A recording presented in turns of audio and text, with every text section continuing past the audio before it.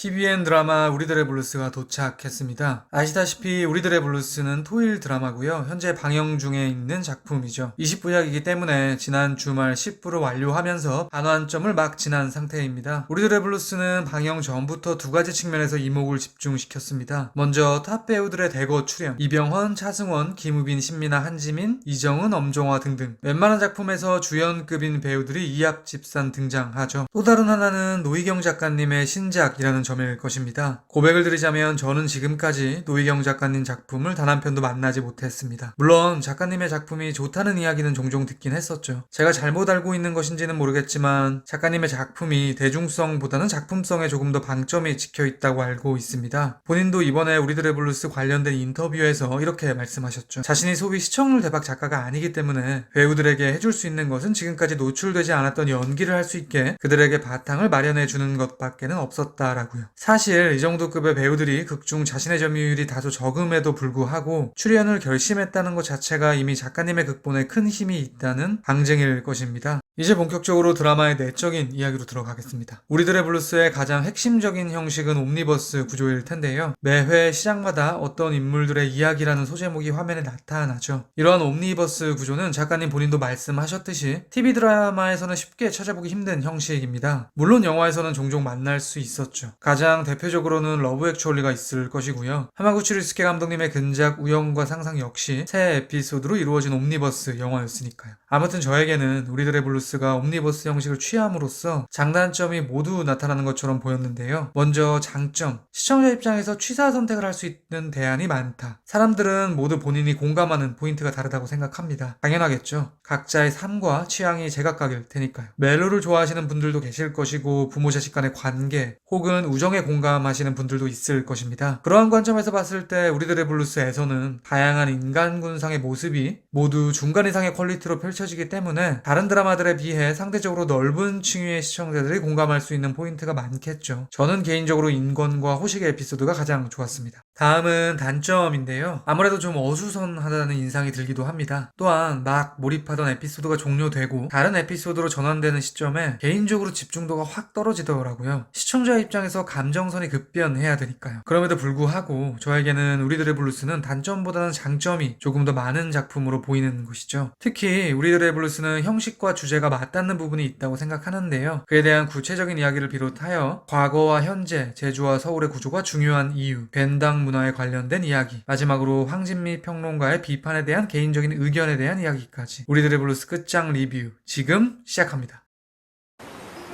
그냥 살았어. 제주야! 갑서. 에휴, 그냥 이거 좋은 기억도 없는 제주. 이제는 엉망진창이 된 기억이지만 제주 좋아해요? 옴니버스 외에 우리들의 블루스에 나타난 특징적인 부분은 제주라는 배경일 것입니다. 드라마에서는 제주 내부에서 벌어지는 에피소드들도 있지만 서울로 상경했던 제주도 출신의 인물들이 고향으로 돌아오는 구조가 반복되고 있기도 합니다. 작품의 포문을 열었던 한수와 은희의 에피소드가 그랬고요. 동석과 선아, 그리고 아직 방영되진 않았지만 미란과 은희의 에피소드도 마찬가지죠. 말하자면 서울에서 각자의 삶에 이리 치이고 저리 치이던 인물들이 고향으로 돌아와서 위로를 받는 구조인 것입니다. 귀향을 한다는 것은 자신의 과거를 향한다는 의미라고 말할 수도 있을 텐데요. 그러한 관점에서 이렇게 말할 수 있을 것 같습니다. 우리들의 블루스는 과거라는 고통에 사무친 인물들이 현재라는 위로를 받는 드라마다. 작품 속에서 인물들은 모두 각자 아픔을 가지고 있습니다. 대부분 그들이 겪는 고통의 답은 과거에 있죠. 한수는 어린 시절 집안 사정으로 농구선수의 꿈을 포기했던 과거 때문에 골프선수라는 딸의 현재 꿈이 자신의 목표가 되어버린 인물입니다. 인권과 호식은 과거에 본의 아니게 상처를 주었던 사건으로 인해 현재 원수처럼 지내고 있기도 하죠.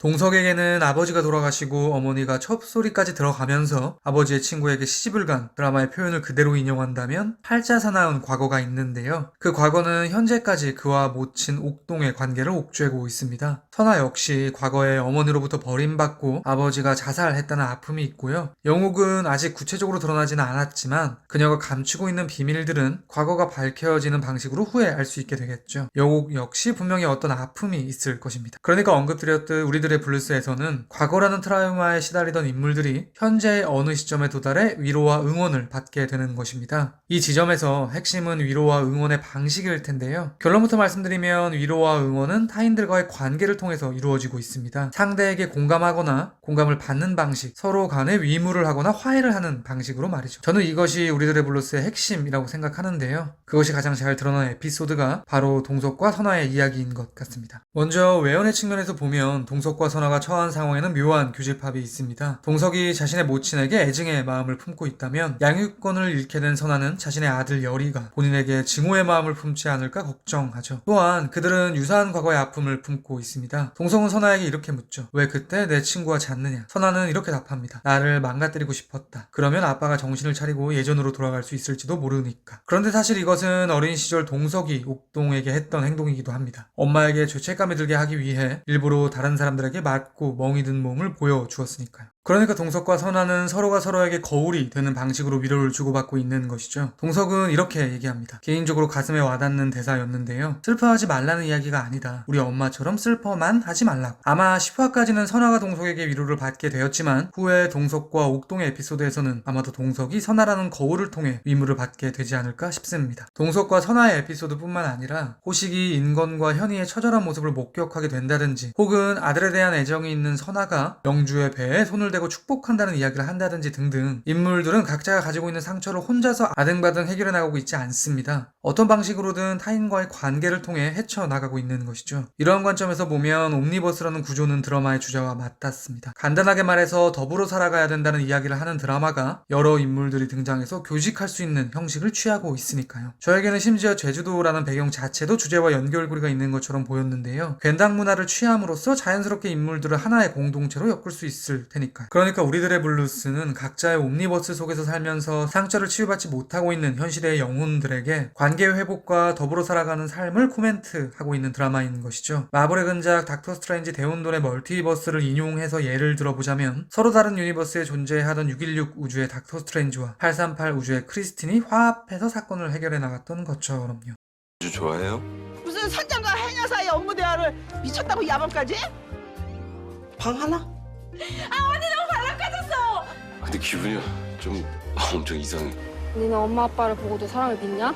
많은 작품들이 그렇듯 우리들의 블루스 역시 비판과 칭찬이 공존하는 것 같습니다. 평가가 에피소드별로 온도차가 난다는 점도 흥미롭더라고요. 아무튼 작품에 대한 여러 비평들을 읽다가 공감도 가면서 한편으로는 제가 추가로 코멘트를 하고 싶은 인상 깊은 기사가 있어서 챕터 2에서는 그에 대한 이야기를 말씀드리겠습니다. 황진미 평론가님이 우리들의 블루스에 대해 이렇게 평을 하셨더라고요. 순정남들에 대한 시대착오적인 연민이 가득하다. 평론가님의 글의 결론만 좀 인용했는데요. 다음과 같습니다. 딸의 꿈을 위해 여자에게 돈을 빌려야 하는 아버지, 과거 많은 여자를 품는 연하남, 가난한 나랑 짝이 될 생각도 없으면서 필요할 때만 내게 기대는 여자를 짝사랑하는 남자, 낙태하려는 여자 곁에서 대책 없이 내 아이를 꿈꾸는 소년, 홀로 아이를 키워온 아비. 드라마에서는 여자에 대한 순정을 품은 남자들에 대한 연민으로 가득하다. 여자는 잘났지만 진정으로 사랑을 모르는 헛똑똑이들로 불행할 뿐이다. 그러니까 제가 이 비평을 받아들인 대로 요약해보면 이런 것 같습니다. 우리들의 블루스를 외연의 측면에서 보면 주체적인 여성들이 등장하는 드라마 같지만 그들은 결국 남성 서사를 위한 도구로 사용될 뿐이다. 그래서 여전히 시대착오적이다. 물론 당연히 이것은 저의 부족한 안목으로 굉장히 헐겁게 요약한 것이고요. 본문을 읽어보시면 좀 더 깊고 넓은 사유가 가능할 것입니다. 아무튼 저는 꽤 공감 가는 비평이라는 생각이 들면서 동시에 개인적으로 추가적인 코멘트를 하고 싶다는 생각이 드는 거예요. 저에게 우리들의 블루스는 오히려 젠더, 세대 등등 현시대의 분열을 조장하는 여러 이슈들에 대하여 한쪽으로 치우치지 않으려는 작품처럼 보였거든요. 인권과 호식을 경유한 아버지의 서사가 있으면서 동시에 선아와 옥동을 경유한 어머니의 서사도 있고요. 현주와 현이라는 고등학생의 서사와 춘희와 옥동이라는 노년의 서사가 모두 존재하죠. 심지어 후반부 에피소드 중에는 춘희와 손녀 은기의 이야기도 나올 예정입니다. 남녀간의 로맨스 측면에서도 영옥과 정준, 영주와 현 커플 모두 어느 한쪽이 다른 쪽에 종속되는 구시대적 커플은 등장하지 않습니다. 이뿐만 아니라 수어를 사용하는 농인 배우인 이소별 배우가 큰 역할은 아니지만 하나의 역할을 맡고 있기도 하죠. 그러니까 저는 황진미 평론가님의 말처럼 우리들의 블루스가 젠더적 측면에서 시대착오적이라기보다는 한쪽으로 함몰되지 않고 균형을 잡으려고 노력하는 드라마처럼 보이는 것이죠. 물론 이것은 옳고 그름의 문제가 아니라 작품을 바라보는 관점의 차이 정도라고 이해해 주시면 주시면 감사하겠습니다. 제가 절반만 보고 이 드라마에 대해 어떤 평가를 내린다는 것이 어불성설이겠지만 그럼에도 불구하고 한 발 밀고 나가보겠습니다. 우리들의 블루스에 대한 제 별점은 별 4개고요. 한 줄 평은 다음과 같습니다. 각자의 옴니보스 속에 살고 있는 현 시대에 상처받은 영혼들을 위한 괜당이라는 이름의 위로 그리고 응원. 지금까지 우리들의 블루스에 대한 헐거운 리뷰였습니다. 제가 100% 확답을 드리지는 못하겠지만 아마도 다음 리뷰는 지금 보여드릴 이 영화가 되지 않을까 싶습니다. 들어주셔서 감사합니다.